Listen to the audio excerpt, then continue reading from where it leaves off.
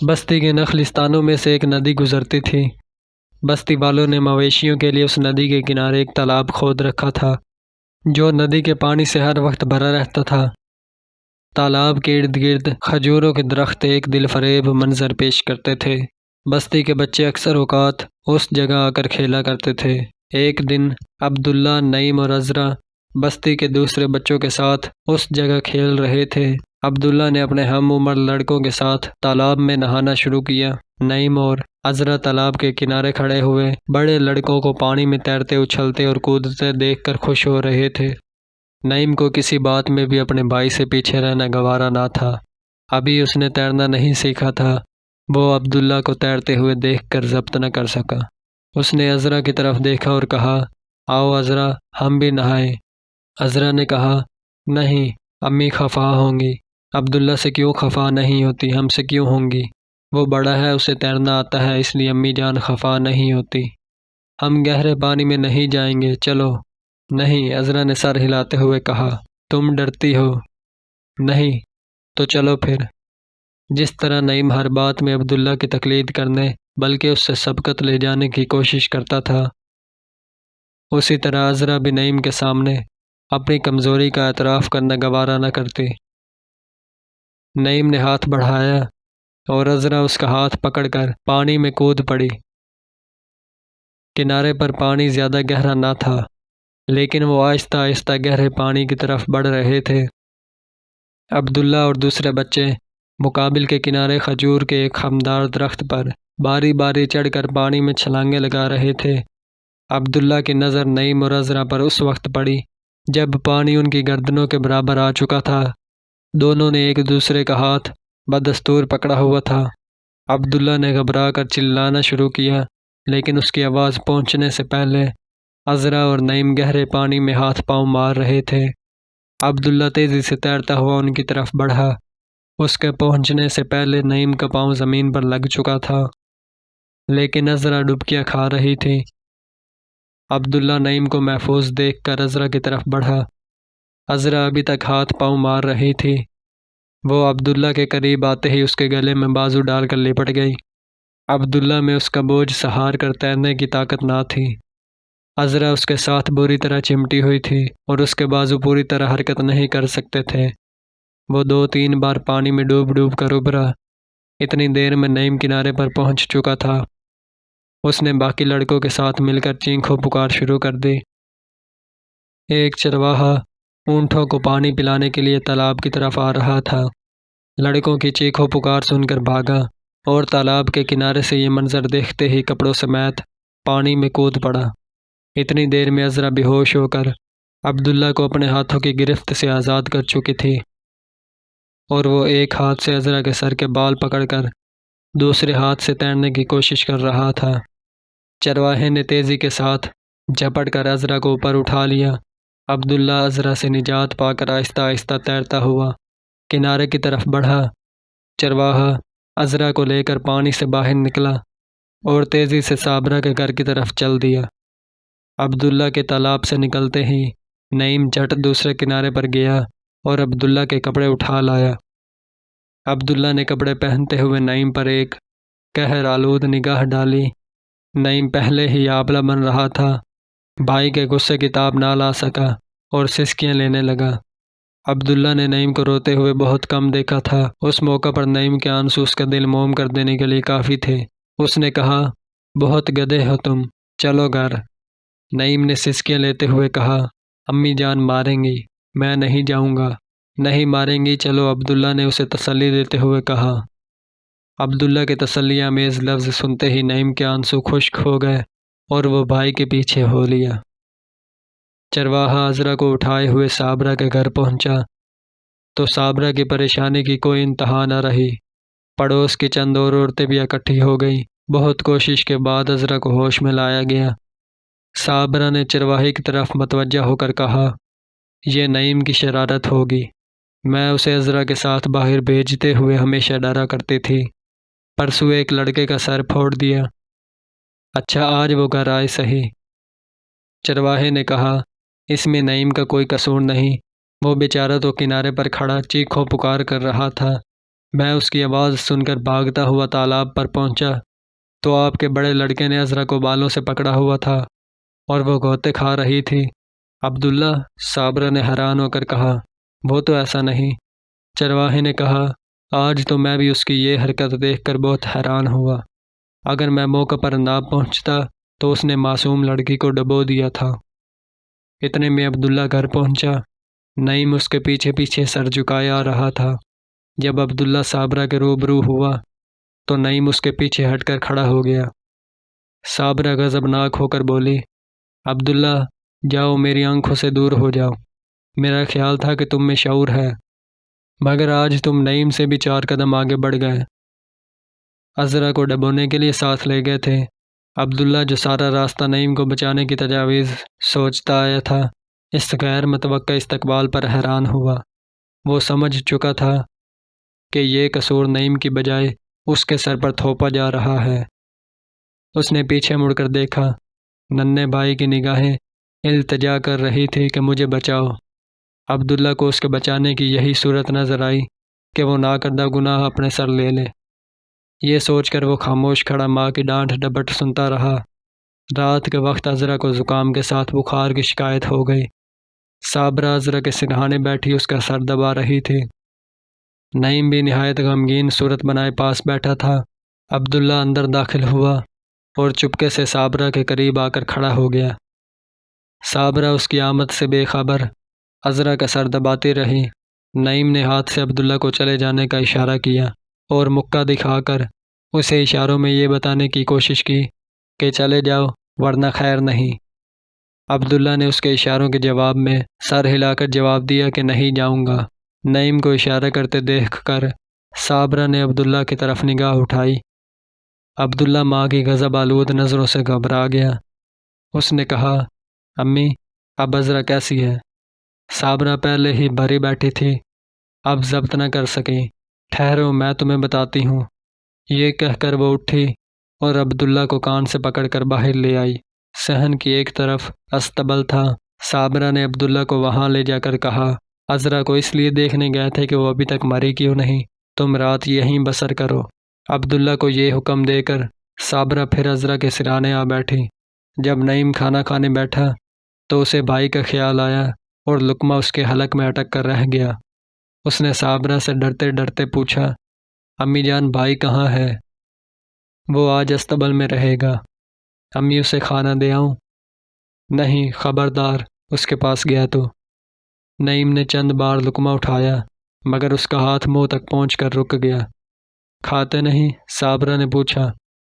کھا رہا ہوں امی، نعیم نے ایک لقمہ جلدی سے منہ میں رکھتے ہوئے جواب دیا۔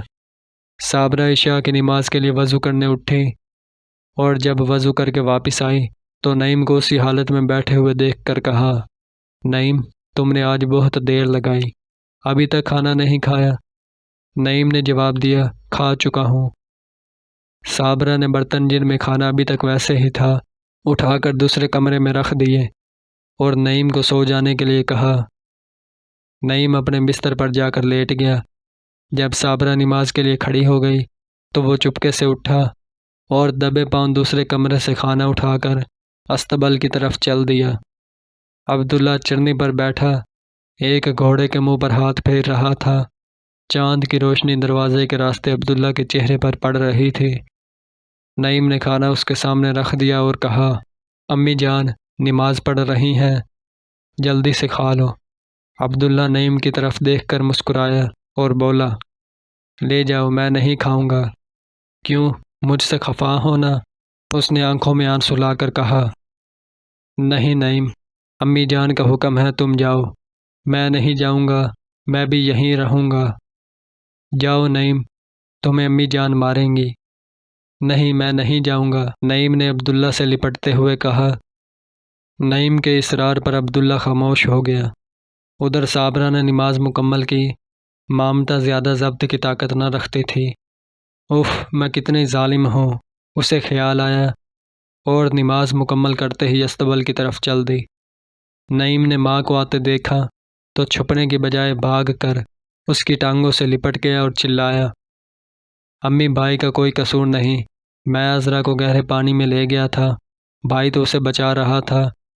صابرہ کچھ دیر پریشانی کے عالم میں کھڑی رہی۔ بالآخر اس نے کہا، میرا بھی یہی خیال تھا۔ عبداللہ ادھر آؤ۔ عبداللہ اٹھ کر آگے بڑھا۔ صابرہ نے پیار سے اس کی پیشانی پر بوسہ دیا اور اس کا سر سینہ کے ساتھ لگا لیا۔ عبداللہ نے کہا، امی آپ نعیم کو معاف کر دیں۔ صابرہ نے نعیم کی طرف دیکھا اور کہا، بیٹا تم نے اس وقت اپنی غلطی کا اعتراف کیوں نہ کیا؟ نعیم نے کہا، مجھے کیا معلوم تھا کہ آپ بھائی کو سزا دیں گی۔ اچھا تم کھانا اٹھا لو۔ نعیم نے کھانا اٹھا لیا اور تینوں مکان کے بڑے کمرے میں داخل ہوئے۔ عذرا سو رہی تھی۔ ان تینوں میں سے کسی نے بھی ابھی تک کچھ نہیں کھایا تھا۔ تمام ایک جگہ بیٹھ کر کھانا کھانے لگے۔ ان بچوں کی تعلیم و تربیت صابرہ کی زندگی کی تمام دلچسپیوں کا مرکز تھی۔ اس تنہائی کے باوجود جو ایک عورت کو خاوند کی موت کے بعد محسوس ہوا کرتی ہے، صابرہ کا اجڑا ہوا گھر اس کے لیے ایک پر رونق شہر سے کم نہ تھا۔ رات کے وقت جب وہ عشاء کی نماز سے فارغ ہوتی تو عبداللہ، عذرا اور نعیم اس کے قریب بیٹھ کر کہانی سنانے کا مطالبہ کرتے۔ صابرہ انہیں کفر و اسلام کے ابتدائی جنگوں کے حالات سناتی اور رسول برحق صلی اللہ علیہ وسلم کی زندگی کے واقعات بتاتی۔ ان بچوں کا بے فکری کا زمانہ گزرتا گیا۔ صابرہ کی کوششوں سے ان کی تربیت بہت حد تک سپاہیانہ ہونے کے باعث ان کے دلوں میں سپاہیانہ زندگی کے تمام خصائل روز افزوں ترقی کر رہے تھے۔ عبداللہ عمر میں جس قدر بڑا تھا، نعیم اور عذرا کے مقابلے میں اتنا ہی سنجیدہ اور متین تھا۔ وہ 13 سال کی عمر میں قرآن اور چند ابتدائی کتابیں مکمل پڑھ چکا تھا۔ نعیم ایک تو کم عمر ہونے کی بنا پر اور دوسرے کھیل کود میں زیادہ حصہ لینے کی وجہ سے پڑھائی میں عبداللہ سے بہت پیچھے تھا۔ اس کی شوخی اور چربلاہٹ تمام بستی میں مشہور تھی۔ وہ 2 اونچے سے اونچے درخت پر چڑھ سکتا تھا اور تندے تند گھوڑے پر سواری کرنے کا عادی تھا۔ گھوڑے کی ننگی پیٹھ پر سواری کرتے ہوئے کئی بار گر کر چوٹیں کھائی، لیکن ہر بار ہنستا اور خطرے کے مقابلے کے لیے پہلے کی نسبت زیادہ جرأت لے کر اٹھتا۔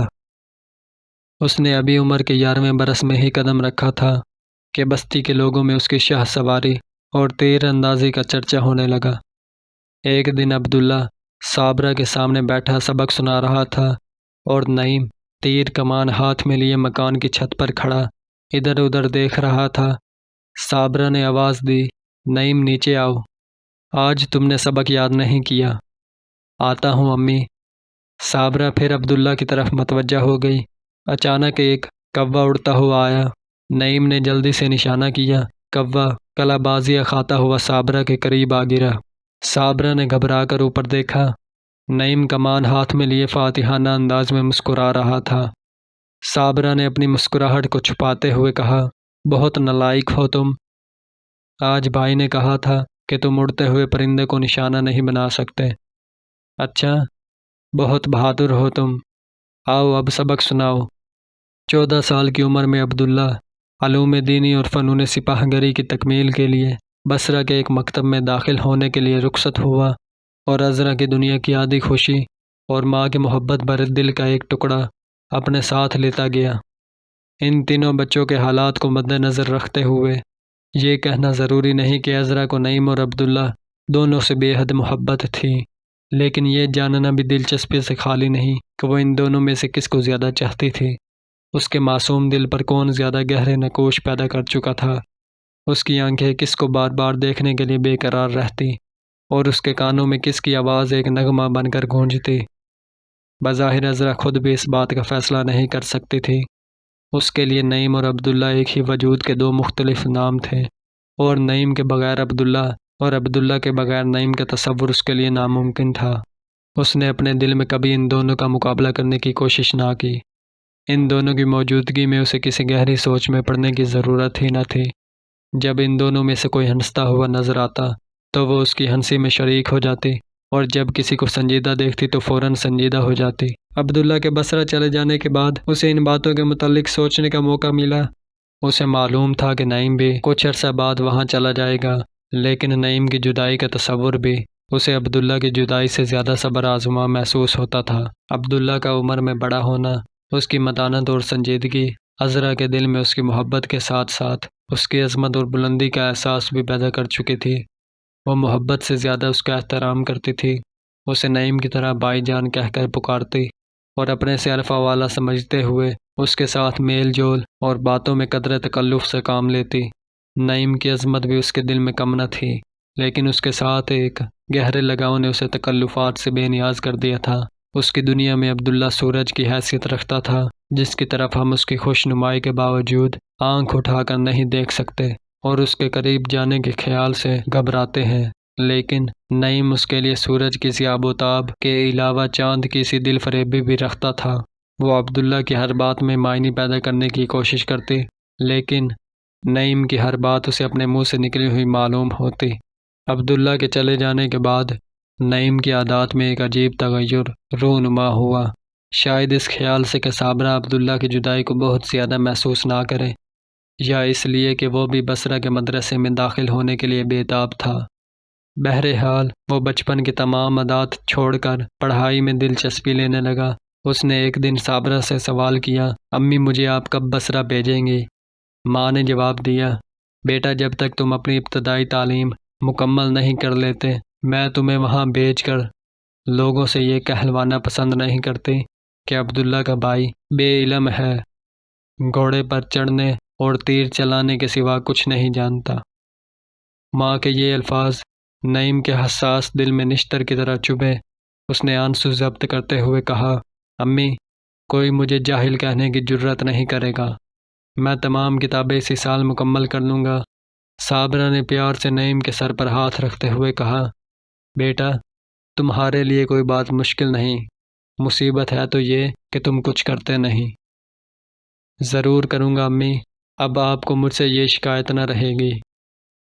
ماہ رمضان کی چھٹیوں میں عبداللہ گھر آیا۔ وہ سپاہیانہ لباس پہنے ہوئے تھا۔ بستی کے لڑکے اسے دیکھ دیکھ کر حیران ہو رہے تھے۔ نعیم اسے دیکھ کر خوشی سے پھولا نہ سماتا، عذرا اسے دور ہی دور سے دیکھ کر شرما جاتی اور صابرہ بار بار اس کی پیشانی چومتی۔ نعیم نے عبداللہ سے مدرسے کے متعلق بہت سے سوالات کیے۔ عبداللہ نے اسے بتایا کہ وہاں پڑھائی کے علاوہ زیادہ وقت فنون جنگ کی تحصیل میں صرف ہوتا ہے، نیزہ بازی، تیگ زنی اور تیر اندازی سکھائی جاتی ہے۔ تیر اندازی کے متعلق سن کر نعیم کا دل اچھلنے لگا۔ بھائی جان مجھے بھی ساتھ لے چلو، تم ابھی بہت چھوٹے ہو نعیم، وہاں تمام لڑکے تم سے بڑے ہیں، تمہیں کچھ مدت صبر کرنا پڑے گا۔ نعیم نے کچھ دیر خاموش رہنے کے بعد سوال کیا، بھائی مدرسے میں آپ تمام لڑکوں سے سبقت لے جاتے ہوں گے؟ عبداللہ نے جواب دیا، نہیں، بصرہ کا ایک لڑکا میرا مد مقابل ہے، وہ تعلیم سے فارغ ہو چکا ہے لیکن کبھی کبھی اکھاڑے میں آ جاتا ہے۔ اس کا نام محمد بن قاسم ہے، وہ تیر اندازی اور نیزہ بازی میں تمام مدرسے کے لڑکوں سے اچھا ہے، تیگ زنی میں ہم دونوں برابر ہیں۔ میں اس سے کبھی کبھی تمہارا تذکرہ کیا کرتا ہوں، وہ تمہاری باتیں سن کر بہت ہنسا کرتا ہے۔ ہنسا کرتا ہے؟ نعیم نے تیوری چڑھا کر پوچھا۔ میں اسے جا کر بتاؤں گا کہ میں ایسا نہیں ہوں کہ لوگ مجھ پر ہنسا کریں۔ عبداللہ نے نعیم کو برگشتہ ہوتا دیکھ کر گلے لگا لیا اور اسے خوش کرنے کی کوشش کرنے لگا۔ رات کے وقت عبداللہ لباس تبدیل کر کے سو گیا۔ نعیم اس کے قریب بستر پر پڑا ہوا کافی رات تک جاگتا اور سوچتا رہا۔ جب نیند آئی تو اس نے خواب میں دیکھا کہ وہ بصرہ کے مدرسے کے طلباء کے ساتھ تیر اندازی اور نیزہ بازی میں مصروف ہے۔ وہ علل صبح سب سے پہلے اٹھا، جلدی جلدی عبداللہ کی وردی پہنی اور عذرا کو آ جگایا۔ عذرا دیکھو مجھے یہ لباس کیسا لگتا ہے؟ عذرا اٹھ کر بیٹھ گئی، نعیم کو سر سے لے کر پاؤں تک دیکھا، مسکرائی اور کہا، تم اس لباس میں بہت بھلے معلوم ہوتے ہو۔ عذرا میں بھی وہاں جاؤں گا اور وہاں سے یہ لباس پہن کر آؤں گا۔ عذرا کے چہرے پر اداسی چھا گئی۔ تم وہاں جاؤ گے؟ کب؟ اس نے سوال کیا۔ عذرا میں امی جان سے بہت جلد اجازت لے لوں گا۔ بقیہ حصہ اگلی ویڈیو میں دکھایا جائے گا۔